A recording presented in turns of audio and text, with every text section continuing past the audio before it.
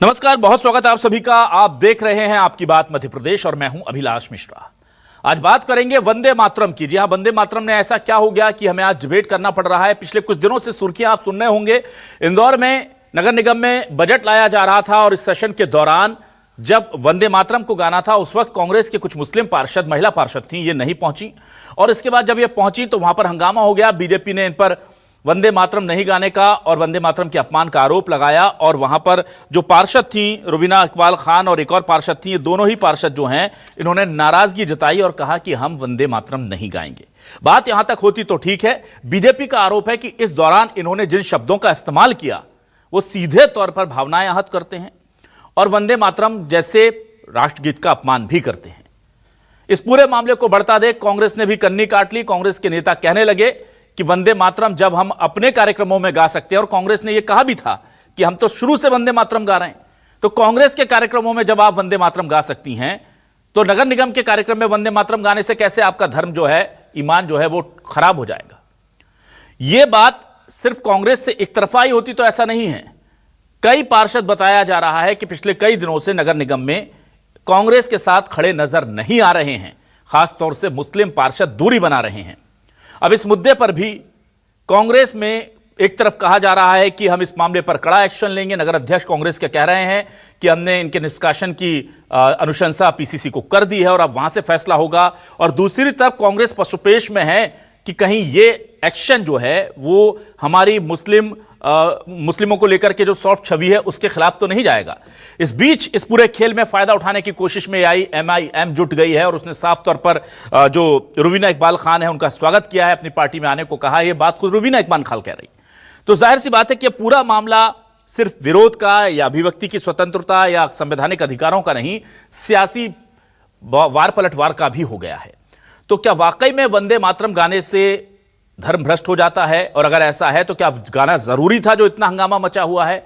और दूसरी बात यह कि अब कांग्रेस इस पूरे मामले को कैसे हैंडल करेगी, क्योंकि उसके लिए एक तरफ कुआं एक तरफ खाई वाली स्थिति है। इसी मुद्दे पर करते हैं आज आपकी बात।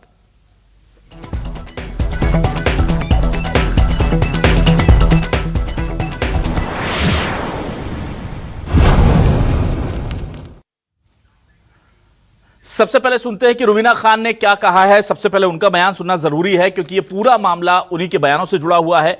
उन पर ही सारे आरोप हैं। सुनिए वो क्या कह रही हैं।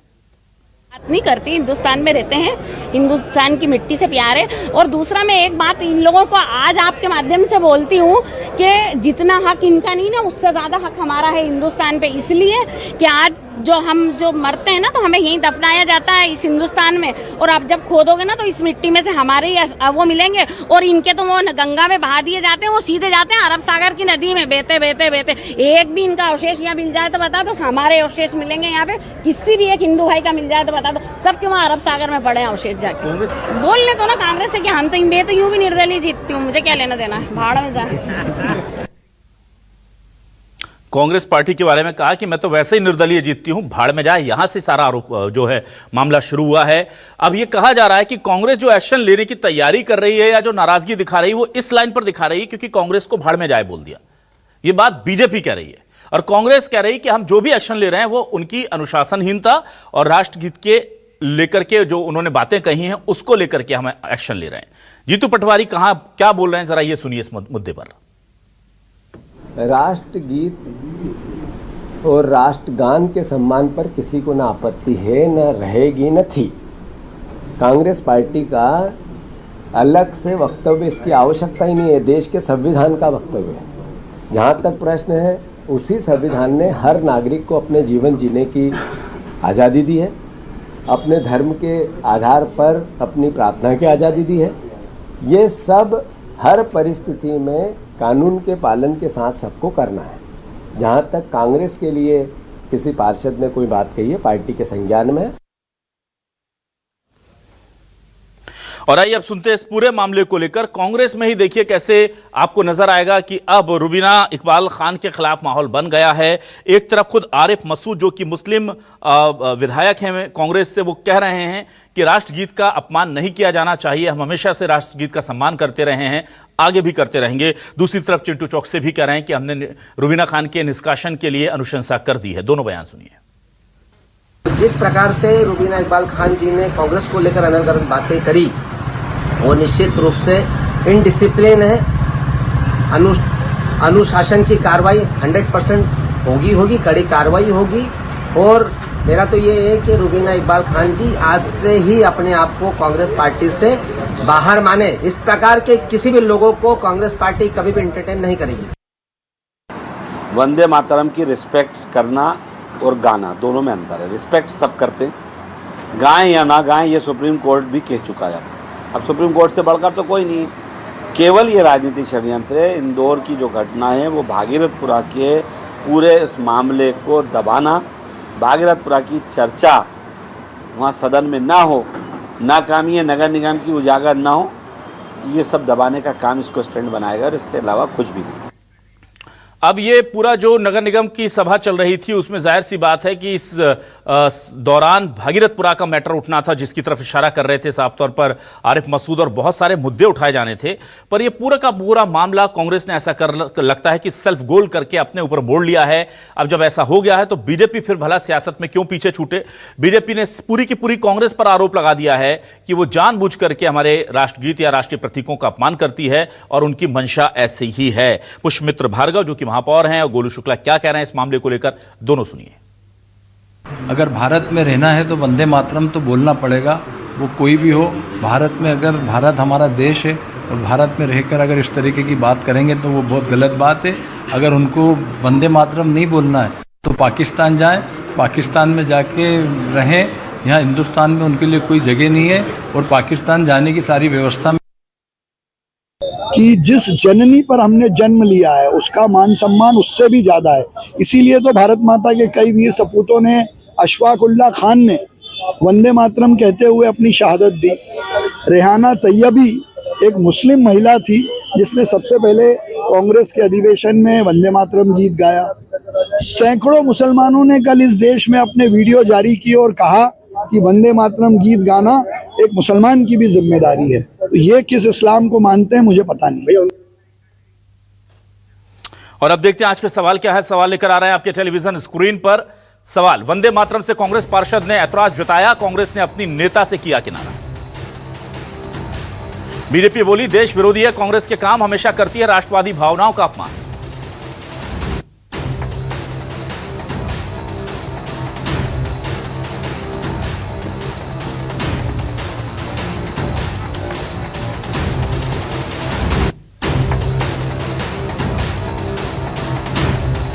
मुस्लिम नेताओं ने कांग्रेस से किया किनारा, मौका देख एआईएमआईएम दे रही बागियों को सहारा। यह भी खेल हो रहा है यहां पर। वंदे मातरम के विरोध पर फंस गई कांग्रेस, बीजेपी के वार के बीच अपनों में भी मचा क्लेश। और यह क्लेश जो है ये भारी पड़ेगा या कांग्रेस इससे उबर जाएगी, इस पर बातचीत करने के लिए मेरे साथ कुछ खास मेहमान जुड़ गए हैं। बीजेपी से हमारे साथ वरिष्ठ नेता पूर्व विधायक यशपाल सिंह सिसोदिया साहब जुड़ गए, उनका स्वागत करूंगा। कांग्रेस से हमारे साथ वरिष्ठ नेता राकेश सिंह यादव जी जुड़ गए, उनका बहुत स्वागत करूंगा। मेरे साथ आज खुद कांग्रेस की नेत्री और रुबीना इकबाल खान पार्षद जो हैं, जिनकी वजह से ये पूरा विवाद है जो हम डिबेट कर रहे हैं, रुबीना जी जुड़ गई हैं, उनका भी बहुत स्वागत करता हूं। और वरिष्ठ पत्रकार जयप्रकाश पराशर जी हमारे साथ जुड़ रहे हैं इस मुद्दे पर बातचीत करने के लिए। जयप्रकाश जी का भी बहुत स्वागत करता हूं। सबसे पहले रुबीना जी हमारे साथ जुड़ी हुई हैं। रुबीना जी, देखिए कहा जा रहा है कि वंदे मातरम का अपमान भी एक मैटर है और पार्टी के लिए जिन शब्दों का इस्तेमाल आपने किया वो भी एक मैटर है। वंदे मातरम आप नहीं गाना चाहती थी, वो आजादी आपको दी गई है। माननीय सुप्रीम कोर्ट ने आपके अधिकारों का संरक्षण दिया हुआ है और जो केंद्र की गाइडलाइन है, जितनी मुझे जानकारी है, वो एडवाइजरी है, नियम नहीं है, कि सलाह दी गई है कि आपको गाना है। आपने नहीं गाया था, कोई बात नहीं थी, पर अपनी ही पार्टी को आपने निपटा दिया, भाड़ में जाए पार्टी। क्या वो शब्द जो हैं उनके लिए आपको लगता है कि वो जोश में निकल गए, गलती हो गई?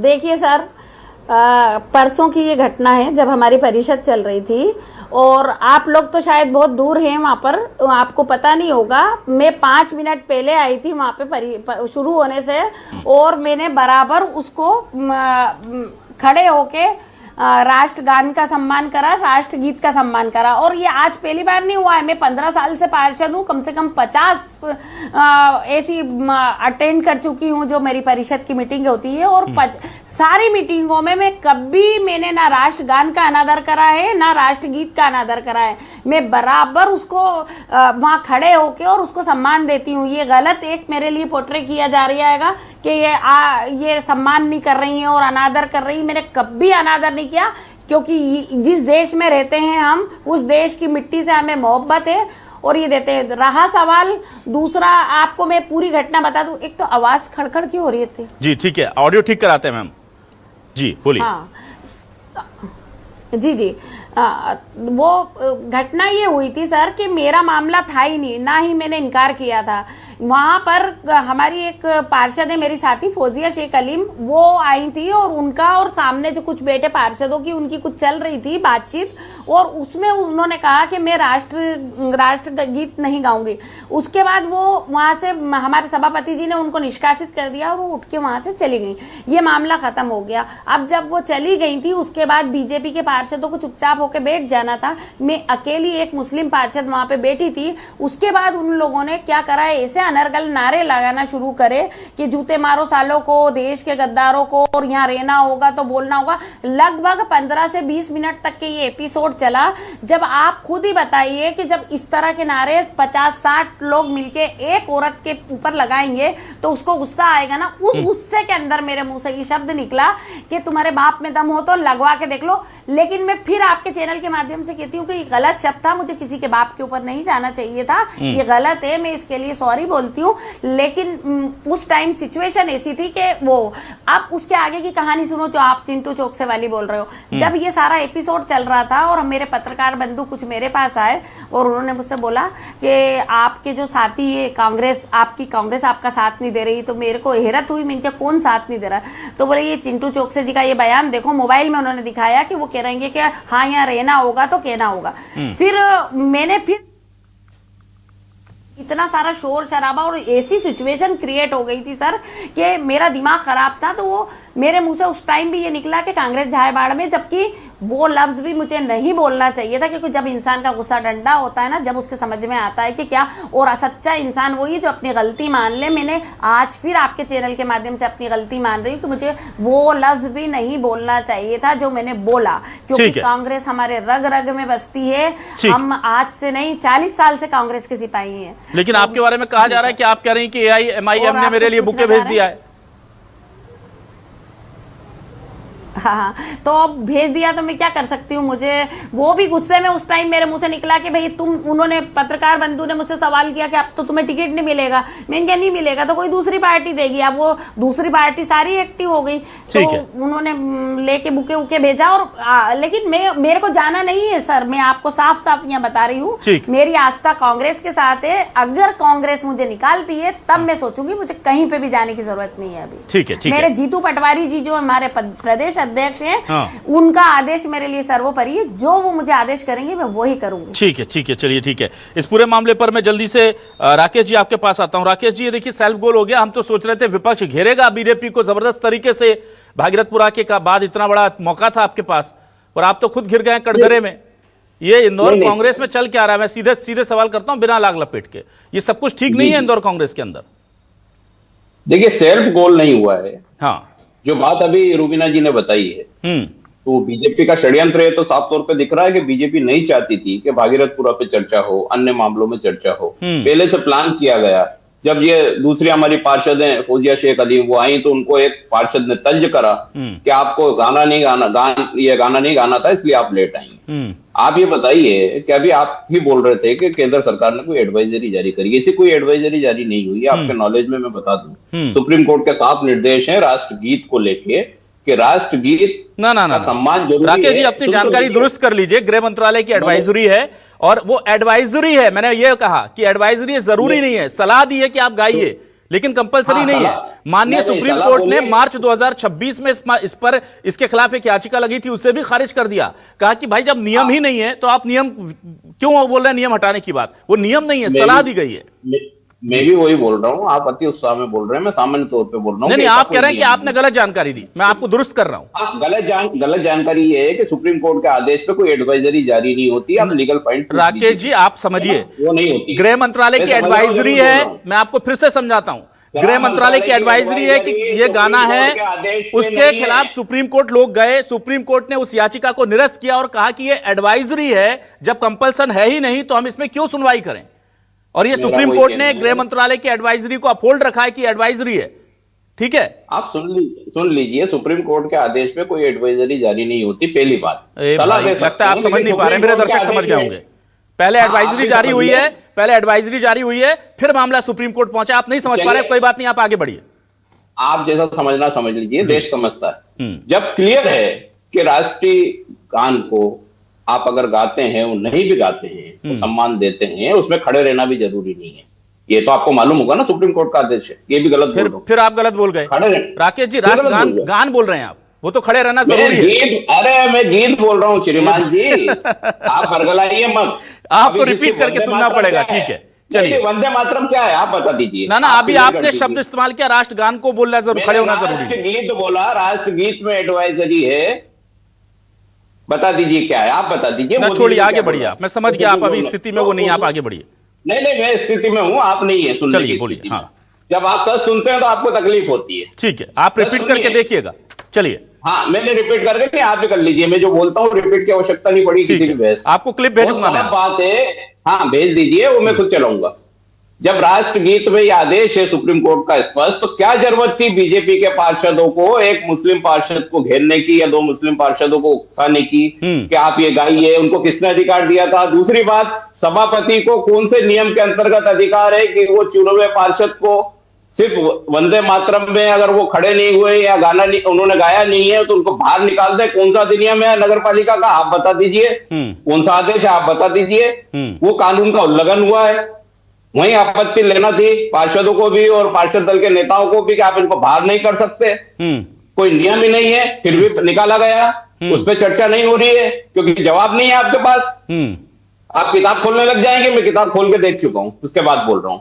ठीक है, एफआईआर किसको होना चाहिए? निगम परिषद को होना चाहिए कि दो चुने हुए पार्षदों को बाहर निकाला। रिपोर्ट मैंने आज पुलिस कमिश्नर को की है, उनको पत्र भेजा है कि जिन लोगों ने संविधान का उल्लंघन करा है उन पे एफआईआर दर्ज होना चाहिए, कार्रवाई होना चाहिए। ठीक, ये सच है। राकेश जी, इतना अच्छा आप सब समझ रहे हैं, एफआईआर तक दर्ज करा रहे हैं, और आपके चिंटू चौकसे जी कह रहे हैं कि अब आप इनका निष्कासन समझ लीजिए, मैंने अनुशंसा कर दी, वो कह रहे हैं। तो ये बात आप अपने शहर अध्यक्ष को नहीं समझा पा रहे हैं क्या? आप सुन तो लीजिए, कांग्रेस में सबको स्वतंत्रता अपनी बात रखने की निर्णय करना पीसीसी और एआईसीसी का काम है। ये भारतीय जनता पार्टी आप दो लोगों की राकेश जी एक बात नहीं बताइए, है आप कि इतने गंभीर आरोप बीजेपी पर लगा रहे हैं, आपके शहर अध्यक्ष कह रहे हैं कि उन्होंने गलत किया, वो कह रही है मुझसे गलती से गलत निकल गया मुंह से, आप कह रहे हैं कुछ गलती नहीं हुआ।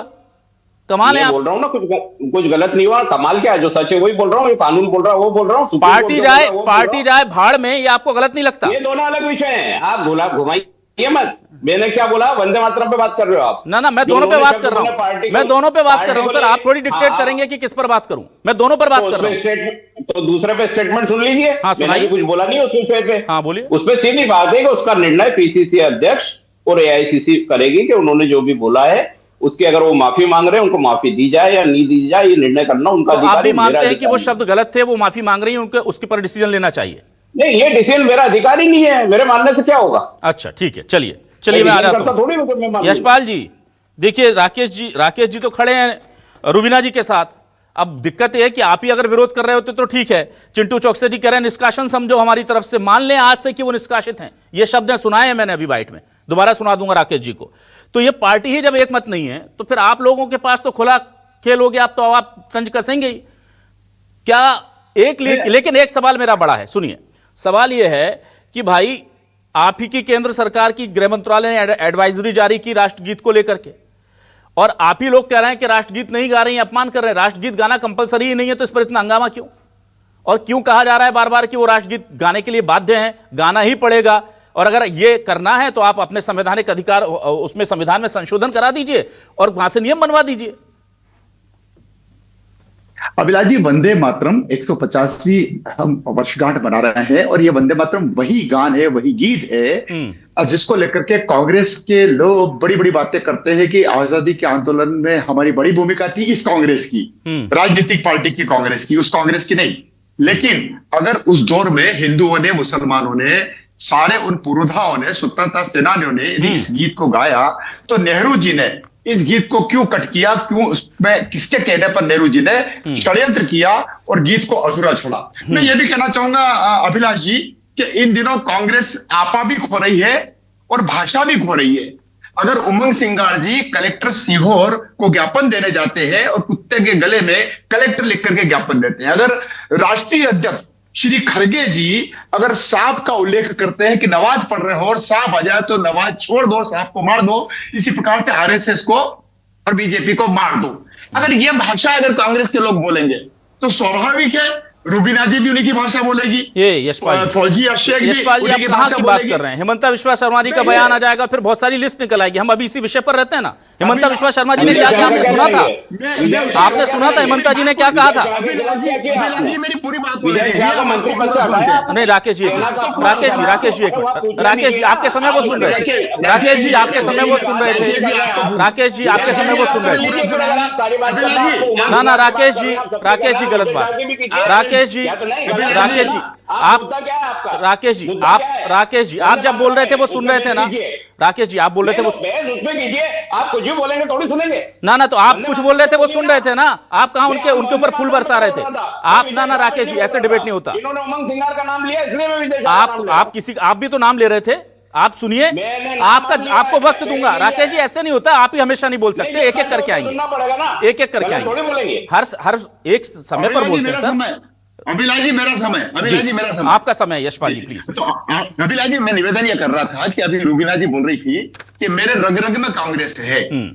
3 बार आप निर्दलीय चुनाव लड़ लिए हैं, कांग्रेस को तो हरा के आती है। दूसरा मैं ये भी कहना चाहूंगा अभिलाष जी, के मिश्रा जी हो, सज्जन सिंह जी वर्मा हो, चिंटू चौकसे हो, आरिफ मसूद हो, ये डिस्कशन हमसे क्यों किया जा रहा है? ये डिबेट में हमको क्यों बुलाया जा रहा है? आप इन चारों नेताओं को बुला लेते हैं ना, मैं बता रहा हूं उनके ड्रोन में है, उनके वक्तव्य ड्रोन में है। उन्होंने किस प्रकार से रूबीना जी की बात का खंडन किया है और चिंटू चौकसे जी ने तो इनको रास्ता बाहर का कर दिया। अब एआईसीसी निर्णय करे न करे अलग बात है, लेकिन कांग्रेस के जिम्मेदार व्यक्ति ने इस गैर जिम्मेदार बयान को गंभीरता से लिया है अभिलाष जी, और उसको लेकर के उनको बाहर किया। ठीक यशपाल जी, मैं बता रहा हूं कि आपको मैंने इसलिए आमंत्रित किया, वो कष्ट दिया बीजेपी को। मैंने आपसे जो सवाल पूछा आप टाल गए। आपने कहा नेहरू जी को ने किसके कहने पर नाम काटा, वंदे मातरम के छंद काटे। मुझे बताइए गृह मंत्रालय ने किसके कहने पर वो शब्द काटा कि ये गाना कंपलसरी है राष्ट्रगीत? जब आप एडवाइजरी जारी कर रहे थे उसको एडवाइजरी ना करके नियम बना देते।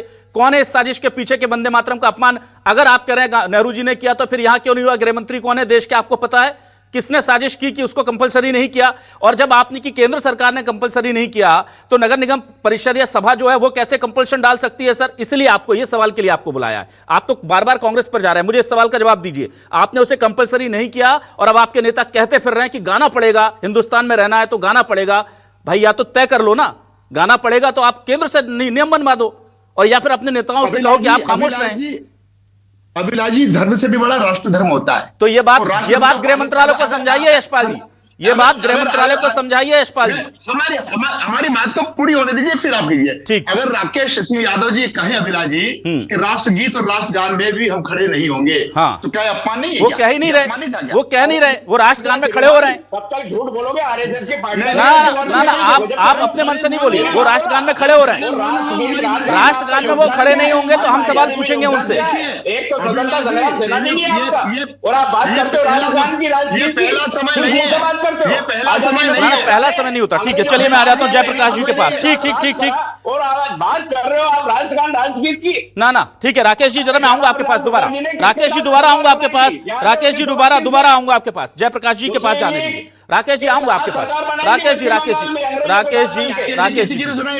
ना एक मिनट यशपाल जी, ना नहीं ठीक है, मैं आ रहा हूं जल्दी से जयप्रकाश जी के पास। जयप्रकाश जी के पास आने दीजिए राकेश जी आऊंगा आपके पास दोबारा। जयप्रकाश जी, ये टोटल खुला खेल चल रहा है।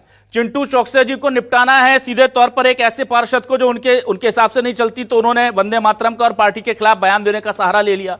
बीजेपी को निपटाना है, कांग्रेस को तो उन्होंने पहाड़ उठा लिया सर पे कि भैया वंदे मातरम गाओ नहीं तो देश के बाहर जाओ। अब मेरा सीधा सवाल है, जो संवैधानिक ना नियम है ना कानून है, ना ही आपने एडवाइजरी जारी करते हुए लिखा कि कंपलसरी ही है, जब आपकी सरकार नहीं कह रही, केंद्र सरकार की गाना ही है, तो ये बीजेपी के तमाम नेता क्यों चीख चीख कर कह रहे हैं गाना है? मेरा एक सवाल तो बीजेपी से रिलेटेड है और एक कांग्रेस से रिलेटेड है कि ये क्या चल रहा है। बेचारे राकेश यादव जी आकर के यहां रुबीना जी को डिफेंड कर रहे हैं और उधर चिंटू चौकसे जी उनको निपटाने में लगे हुए हैं। तो ये दोनों पार्टी में चल क्या रहा है? मुझे ये पार्टी मोदी जी की सरकार के नियम बनाए नहीं मानते, ये अपनी ही पार्टी में अलग अलग बयान देने लग जाते हैं, दोनों करें क्या हम? ये दरअसल जो आइडेंटिटी पॉलिटिक्स है उसका एक हिस्सा है कि इस आइडेंटिटी पॉलिटिक्स में एक तरफ जिस तरह से रुबीना जी ने जो स्टैंड लिया, तो ये देश में अगर आप देखेंगे तो वंदे मातरम को लेकर के मुस्लिम जो सदस्य रहे हैं अभी तक, या मुस्लिम पॉलिटिशियन है और खास करके जो असदुद्दीन ओवैसी की पार्टी है, उनका यह है कि संविधान में जो अनुच्छेद 25 और 19 है उसके तहत उनको जो धार्मिक स्वतंत्रता है उस स्वतंत्रता के खिलाफ है ये, इसको अगर आप बाध्य करते हैं। मेरा मौलाना अरशद मदनी का भी जो बयान पढ़ा था वो ये था कि भाई मुसलमानों को कोई आपत्ति नहीं है इसको गाने में, अगर उसको इबादत की तरह या पूजा की तरह नहीं देखा जाए, क्योंकि ये इस्लाम में अल्लाह के अलावा जो मोनोथीज़म है कि भाई एक में वो अल्लाह है, इसके अलावा और कोई गॉड नहीं है, कोई ईश्वर नहीं है, तो वो मुसलमान उसकी उपासना नहीं कर सकते, इसलिए जो देश माता भारत माता जैसी कोई चीज़ वो नहीं मान सकते। तो ये जो नैरेटिव है इसमें भारतीय जनता पार्टी का जो राष्ट्रवाद और देशभक्ति का नैरेटिव है, और वही दूसरी तरफ ये एक नैरेटिव है कि संविधानवाद का जो एक कॉन्स्टिट्यूशनलिज्म का नैरेटिव है कि 25 और 19 के तहत उनको धार्मिक स्वतंत्रता है। अब इस दो नैरेटिव का ये मसला है, और ये जो बिंदु था, ये जो हुआ, ये जो घटना हुई, ये मध्य प्रदेश की राजनीति में एक तरह से अगर आप देखते हैं तो काफ़ी असर डाल सकती है आगे चल करके।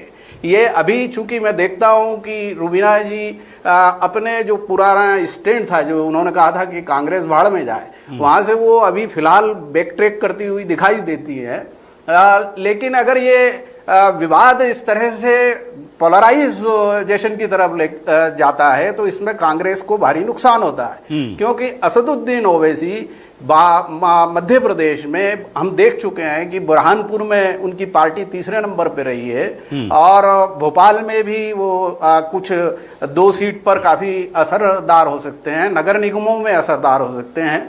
तो उनकी जो पार्टी है वो इनरोड्स बनाना चाहती है मध्य प्रदेश में। अगर वो क्योंकि वो मुसलमानों की असली प्रतिनिधि है, इस तरह का संदेश देना चाहती है, और ये जो चीज है अगर होती है तो इसका अप्रत्यक्ष लाभ जो है भारतीय जनता पार्टी को भी मिलेगा।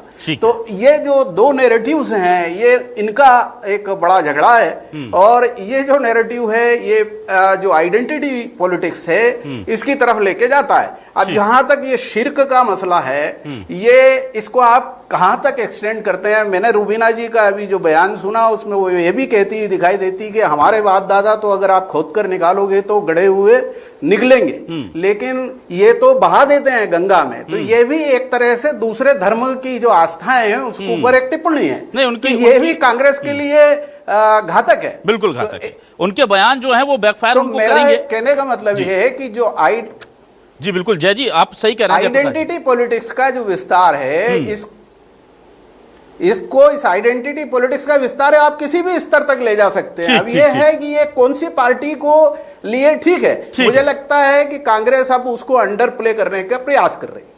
डन ठीक है, चलिए मैं रुबीना जी आता हूं। रुबीना जी आपके पास। रुबीना जी, ये ऐसा तो नहीं है कि उल्टे सीधे बयान दो और सुर्खियों में आ जाओ, बड़ी नेता बन जाओ। या आपको किसी ने ज्ञान तो नहीं दे दिया? पहले अपनी पार्टी को भाड़ में भेज दिया, फिर कह दिया किसी के बाप में दम नहीं है, फिर हिंदुओं के कहां उनको दफनाया जाता उस पर टिप्पणी कर दी। ये कई नेता ऐसा करते रहे हैं। खासतौर से मैं सीधे तौर पर बोलता हूं कि मुस्लिम नेता इस तरह के बयान देकर के, ताकि हिंदू भावनाओं को ठेस पहुंचे, ये बयान देकर के अपनी पॉलिटिक्स बड़ी ऊंची करते रहे। मैं एक उदाहरण दे देता हूं। असदुद्दीन ओवैसी साहब हैं हमारे, वो बड़े मुखर होते हैं, कहते हैं कि मैं बोल नहीं सकता, मेरा मजहब, मेरा ईमान मुझे अलाउ नहीं करता भारत माता की जय बोलने को। आपने सुना होगा।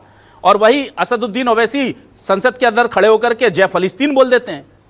तो जब जय फलस्तीन बोल सकते हो आप, तब आपका ईमान और आप हराम नहीं हुआ, लेकिन अगर जय भारत माता की जय बोलोगे तो आप लोगों का ईमान हराम हो जाएगा। ये जो टोटल नैरेटिव सेट कर रहे हो आप, क्या सीधे तौर पर ये सस्ती लोकप्रियता का ये तरीका टूल बना रही है क्या आप अपनी राजनीतिक प्रसिद्धि को बढ़ाने के लिए? सर आप 5 मिनट का मुझे टाइम नहीं, 5 मिनट नहीं दे सकता, 1.5 मिनट दे सकता हूं। बात सुने जी। मैं चलिए 1.5 मिनट में अपनी बात करती हूँ। मेरे को सस्ती या महंगी लोकप्रियता की जरूरत नहीं है। मेरा वार्ड जो है आप देखिए कि वहाँ पर 95% मुस्लिम लोग रहते हैं। मुझे ऐसा कुछ नहीं, ऐसा कुछ हिंदू मुस्लिम नहीं करना है कि जिसकी वजह से मुझे सबके वोट मिल जाए। या ना, आप तो कह रही हैं आपको विधायक बनना है, 2 बार आपने इच्छा जताई विधायक बनना है और उसके लिए हिंदू वोट चाहिए या पूरे उससे चाहिए? तो बनना, आप मेरी पहली बात 1 सेकंड आप अगर मुझे बोलने देंगे तो फिर मेरी बात होगा पाएगी, नहीं तो मेरी बात आप मेरे को इतनी देर मेरा बैठना जाया चला जाएगा। आप 2 मिनट मेरी बात सुनिए। देखिए उसके अंदर आप बहुत सारा मुझे तो बदनाम कर दिया इन्होंने पूरे हिंदुस्तान में कि वंदे मातरम नहीं बोल रही है, नहीं बोल रही है, नहीं बोल रही, लेकिन उसके पीछे क्या कारण है, क्या वजह है, किस लिए नहीं बोल रही है, ये चीज के पीछे कोई नहीं जा रहा है। इस चीज के पीछे भी कोई नहीं जा रहा है कि एक अकेली औरत को 60-65 पार्षद मिलके करना पड़ेगा, खाना पड़ेगा, ये करना पड़ेगा, उसके ऊपर सर के ऊपर डंडा लेके उस पे खड़े हुए थे। ये कहाँ की इंसानियत है? आप देखें कि वो सोफिया खान के ऊपर जो विजय शाह जी ने आरोप लगाए थे, आज तक उनको सजा दी बीजेपी ने। बीजेपी इतनी अच्छी और सौदी पार्टी कहां से हो गई? बीजेपी ने 800 करोड़ का वहां पे बजट दिया था और 35-36 लोगों की मौत हुई है भागीरथपुरा में। उससे भागने के लिए सारा षड्यंत्र रचा है। ये जो घुमाया गया है ना, ये इसके अंदर इसीलिए घुमाया है उन्होंने। हिंदू मुसलमान करना सबसे आसान काम है बीजेपी के लिए। उनको जवाब नहीं देना था, महापौर को जवाब नहीं देना था कि ये कैसा बोगस बजट जो उन्होंने पेश करा है। पूरा शहर गड्ढे में तब्दील है, गंदा पानी सब जगह ना। तो लेकिन आपने तो ये बात कही ना, मैं तो यही कह रहा हूँ ना रुबीना जी, ये बात करते ना 1 मिनट सुनिए, मैं यही तो कह रहा हूँ, उन्होंने तो नहीं कहा कि मुस्लिमों को गड़ाया जाता है कि बहाया जाता है। आपने क्यों ये बातें कह दी? फिर पार्टी भाड़ में जाए क्यों कह दिया आपने? किसी के बाप से नहीं गवाया जा सकता क्यों कहा? नहीं सुनिए, तो अब बोल दिया तो अब आप फांसी पे ही चढ़ा दो मेरे को। चलो ना फांसी पे नहीं चढ़ा रहे, मांग रही, उसके बाद भी वही रट लगाए गए हो, बोला तो फिर आप सुनते क्यों नहीं हो? जब मैं बोल रही हूँ आपसे कि मैं उस चीज के लिए माफी चाहती हूँ, उसके बाद भी आप मेरे को कटघरे में खड़े करे। दूसरी बात, वो चीज मैंने इसलिए बोली थी कि हमारी अस्थियां यही निकलेंगी, इसलिए बोली थी कि हमसे मुसलमानों से कब तक ये प्रूफ मांगा जाएगा कि तुम हिंदुस्तान के वफादार हो कि नहीं हो। हम थक गए प्रूफ दे दे के, हर बार हम पे ये सवाल होता है कि तुम अपनी भारत माँ के हो के नहीं हो, सगे हो के नहीं हो, इसे प्यार ठीक है रुबीना जी, ठीक है। मुझे बस रुबीना जी बस 30 सेकंड और बचे हैं मेरे पास, जल्दी से आपका जवाब लेता हूं, फिर 30 सेकंड सबसे लेता हूं। मुझे ये बताइए, क्या सीधा सवाल है, क्या चिंटू चौकसे जी नहीं चाहते आप पार्टी में रहें? सीधा सवाल। चिंटू चौकसे जी के चाहने से कुछ नहीं होता है। मुझे जब पीसीसी से लेटर मिलेगा, मेरे राहुल गांधी जी अगर नहीं चाहेंगे, मेरे जो जीतू पटवारी जी वो नहीं चाहेंगे, तो मैं चली जाऊंगी। चिंटू चौकसे से ये कांग्रेस पार्टी नहीं चलती है। कांग्रेस पार्टी चलती है राहुल गांधी, सोनिया गांधी। चलिए ठीक है, मैं जल्दी से राकेश जी के पास आता हूं। राकेश जी, अब मैं सीधा क्योंकि समय बहुत कम बचा है, राकेश जी मुझे ये बताइए, अब मैं सिर्फ पार्टी के अनुशासन पर आता हूं। आपके नगर अध्यक्ष हैं, उनके अंदर में सारे कांग्रेस के नीचे लीडर आते हैं। नगर अध्यक्ष और आपके लीडर्स के बीच में सामंजस्य क्यों नहीं है? बहुत जायज सवाल पूछ रहा हूं सर मैं। नहीं, देखिए कई बार क्या होता है, जोश और उत्साह में और गुस्से में कई चीजें ऐसी हो जाती है जिनको बाद में ठीक करना पड़ता है। उसी के लिए पीसीसी और आईसीसी होती है ना। इसमें कोई चिंटू चौकसे की मैं गलती मानता हूं, ना रुबीना जी की। अब जो बोला चाला उन्होंने माफी मांगी, अब उसको स्वीकार करना नहीं करना ये अनुशासन कमेटी और ऊपर हमारी एआईसीसी पीसीसी का काम है। निश्चित तौर पे एक घर में विवाद होते हैं और विवाद फिर सुलझाए भी जाते हैं, लेकिन वंदे मातरम पे कांग्रेस का नैरेटिव क्लियर है। प्रियंका गांधी जी ने जो बयान लोकसभा में दिया था, जिस पे बहस हुई थी वंदे मातरम में, उस पर सारी चीजें स्पष्ट है कि वंदे मातरम ऐच्छिक है, उस पर दबाव बना के किसी पे जोर जबरदस्ती नहीं की जा सकती। ठीक है, चलिए यशपाल सिंह सिसोदिया जी, आपका मुझे स्टैंड बता दीजिए। वंदे मातरम देश में हर किसी को गाना जरूरी है या नहीं? बीजेपी को क्या लगता है, पहले तो ये स्पष्ट कर दीजिए। अभिलाष जी, धर्म से बड़ा राष्ट्र धर्म है और राष्ट्र धर्म में दबाव नहीं है, लेकिन अपमान भी स्वीकार नहीं किया जाना चाहिए। क्योंकि ये संवैधानिक मर्यादा है, लोकतंत्र है, प्रजातंत्र है, यहाँ पर धर्म के आधार पर बात नहीं की जाती है, राष्ट्र धर्म का पालन किया जाता है। सिसोदिया जी, अगर नहीं गाते हैं, नहीं गाते तो आप इसे अपमान मानते हैं, आप ये कह रहे हैं? नहीं, जिस तरह से राष्ट्रगीत का और राष्ट्रगान का यदि अपमान किया जाएगा ना, मेरा सवाल राष्ट्रगान का है ही नहीं, वो मुद्दा ही नहीं है। यशपाल जी, मुद्दा नहीं है। यशपाल जी, आपसे सीधा सवाल, एक मिनट। रुबीना जी, राकेश जी, यशपाल जी बचने की कोशिश कर रहे हैं, एक मिनट। रुबीना जी, राकेश जी, मैं उनसे सवाल ले रहा हूं, आप शांत रहिए। मैं आपसे एक सवाल फिर से पूछ रहा हूं, आपसे मैं फिर पूछ रहा हूं, एक मिनट। रुबीना जी, आप एक मिनट रुकिए। रुबीना जी, एक मिनट। मैं यशपाल जी फिर से पूछ रहा हूं, बीजेपी का नैरेटिव क्या है, बीजेपी क्या चाहती है, स्टैंड क्या है? राष्ट्रगीत गाना जरूरी है या नहीं? और अगर कोई राष्ट्रगीत नहीं गाता है तो क्या ये राष्ट्रगीत का अपमान है? इतना स्पष्ट पूछ रहा हूं सर, बताइए। मैं सिर्फ ये कहना चाहूंगा कि सूर्य नमस्कार हो तो कांग्रेस को आपत्ति होती है, योगा हो तो कांग्रेस को आपत्ति होती है। खेल गए आप, बीच में खेल रहे हैं आप। बस मुझे यही दिखाना था कि बीजेपी कैसे खेलती है, नियम बनाती कुछ है, लागू कुछ करवाना है। हिंदू मुस्लिम करना है ना ना, चलिए जयप्रकाश जी आपके पास आता हूं। जयप्रकाश जी, ये बीजेपी की स्ट्रेटेजी बड़ी अच्छी है कि नियम नहीं बनाएंगे पर वो चीज लागू करवानी है, और जो नहीं करे उसको फिर उसके ऊपर ऐसी सजा है कि देश निकाला, छोटा मोटा भी नहीं, मतलब 2-4 धाराएं लगा लो, 10-20 साल के लिए जेल में डाल दो। ना ना ना, देश से बाहर जाओ। और एक नहीं, पूरी की पूरी बीजेपी लग जाती है फिर ये बयान देने। मुझे ये समझ में नहीं आता, ये इनकी जो भावनाएं आहत होती हैं, ये अपने पार्टी के नेताओं को क्यों नहीं बता देते कि हमारी भावनाएं आहत होती हैं, इस नियम को बना दो। ये सियासत वंदे मातरम पर अभी भी हो रही है इस देश में।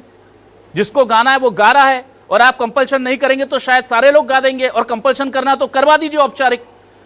पेपर में कुछ और, नियम कानून कुछ और बयानबाजी कुछ और। ये क्यों हो रहा है? यशपाल जी का आवाज दीजिए। ये दरअसल मुझे लगता है कि हर तरफ से ही इसमें समस्या है, क्योंकि अब उस्ताद बिस्मिल्लाह खां मंदिर में शहनाई बजाते थे, वो भी शिर्क कह सकते हैं आप। अभी कश्मीर में जो अशोक चिन्ह था, जो राज चिन्ह है, उसको शिर्क कहा गया। लेकिन जब आयतुल्लाह खोमेनी की तस्वीरें लगी जब, और उसको लगा करके नमाजें पढ़ी गई, तो ये जो सिलेक्टिव अप्रोच है हर जगह, वो सिलेक्टिव अप्रोच का प्रॉब्लम है कि आप इसमें कहां तक एक दूसरे, मुझे लगता है कि जो समुदाय हैं उनको साथ रहने की जो कला है, वो जो कला पहले जानते थे। मैं, आपको याद हो, मैं जब पढ़ता था स्कूल में, मेरे साथ जो मुस्लिम बच्चे थे वो संस्कृत पढ़ते थे। अब उसमें जो स्वर्गादपि गरीसी है, जन्मभूमि स्वर्गादपि गरीसी, अब उसको भी पढ़ के आप शिर्क कह सकते हैं। तो ये क्या है, सोचने का एक नजरिए की बात है कि आप अपना नजरिया किस स्तर तक लेके जाते हैं। तो बहुत सी चीजें जो है वो हिंदुओं को स्वीकार करनी पड़ती है, और कई चीजें मुसलमानों को स्वीकार करनी पड़ती है। ये मिलजुल करके रहने का एक जो तरीका है, वो कहीं ना कहीं किसी न किसी को तो खोजना पड़ेगा। चलिए ठीक है, तो भाई बीजेपी करे क्या? अगर बीजेपी हिंदू मुस्लिम ना करे तो सियासत कैसे करेगी? सियासी पार्टी है, सियासत ही करेगी ना, उसका काम है सियासत करना। और कांग्रेस के मुस्लिम नेता क्या करें? क्योंकि मुस्लिम नेता अभी जितने बन रहे हैं, वो उनका पैमाना ये है कि हिंदुओं को, हिंदुस्तान को जितना आप गाली दे सकते हो, बुरा बोल सकते हो हिंदुओं को, वो आप बड़े नेता बन जाओगे। ओबीसी का मैंने उदाहरण दिया कि भारत माता की जय बोलूंगा तो मेरा इस्लाम हराम हो जाएगा, और फिलिस्तीन, जय फिलिस्तीन बोलूंगा तो मैं बहुत अच्छा हो जाऊंगा। ऐसे डबल स्टैंडर्ड लोग, चाहे बीजेपी को हो या कांग्रेस के, ये ही देश को बर्बाद करने के लिए बहुत बड़ी हद तक कहीं ना कहीं जिम्मेदार हो जाते हैं। मैं सीधे तौर पर कहता हूं, समाज को भी सोचना चाहिए कि ऐसे भावनात्मक मुद्दों को अगर ये उठा रहे हैं तो ये भावनाओं की वजह से उठा रहे हैं या सियासत की वजह से। अगर भावनाएं आहत होती हैं तो उस पर एक्शन होना चाहिए, उस पर ध्यान दिया जाना चाहिए, उस पर चर्चा होनी चाहिए। पर जानबूझ करके सियासी फायदे के लिए कोई किसी दूसरे धर्म को गाली दे, कोई किसी दूसरे धर्म की मामलात में इंटरफेयर करे, इससे दूरी बना लेनी चाहिए। और ऐसे लोगों को आईना दिखाना चाहिए समाज को, कोई भी हो, वो नेता भी जो कह रहे हैं कि गाना पड़ेगा वरना दूर जाना पड़ेगा, विदेश जाना पड़ेगा, बीजेपी के उन नेताओं को भी समाज को आईना दिखाना होगा कि नियम बनवा लो, इतनी ताकत है तो। और मुस्लिम नेताओं को भी आईना दिखाना होगा जो कहते हैं कि हम जय फिलिस्तीन बोल सकते हैं पर भारत माता की जय बोलेंगे तो हमारा धर्म भ्रष्ट हो जाएगा। डबल स्टैंडर्ड है, सियासत का काम होता है, समाज का नहीं। समाज में ये नहीं चलता। बहुत शुक्रिया यशपाल जी, राकेश जी, रुबीना जी, जयप्रकाश जी हमारे साथ जुड़ने के लिए, इस डिबेट का हिस्सा बनने के लिए तमाम दर्शकों का शुक्रिया। नमस्कार।